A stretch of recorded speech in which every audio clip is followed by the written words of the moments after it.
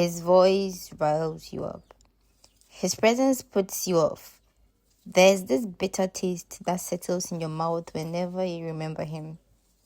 He is oblivious to what he did, but you know, and it's eating you up from the inside. Initially, you didn't feel this way.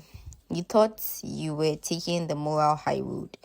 You didn't want drama. You are now paying for his wrongdoings. Your silence cost you your peace.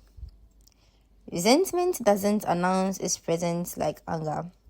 It initially feels and looks more classy. You are being the bigger person.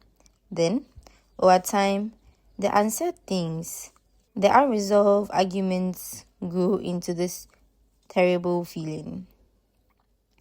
At least, anger breeds confrontation. There is some sort of closure. The issue is addressed, even if it isn't in a pleasant way. In resentment, you kind of lie to yourself for a while. You expect the person on the other end to reach out and straighten things. That person might have forgotten and moved on.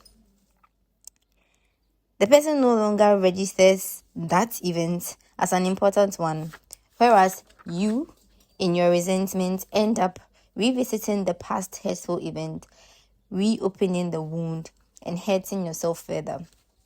If this persists, it can grow into hatred.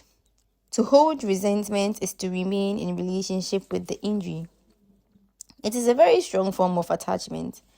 It is an intimacy with someone we despise, maintained through the very act of despising them. We sometimes resist the idea of letting go of resentment, thinking it means what was done to us is justified. This is not the case. The person doesn't need to acknowledge they've wronged you, nor does the wrong need to be undone in order for you to stop living your inner life around it. Letting go does not mean what happened to you was right. It just means you acknowledge the fact that this fire of resentment you are burning is only held by you, and you are the same person it's burning. When you genuinely let go of resentment, you do not necessarily forget what happened to you, but you just come to terms with it and move on.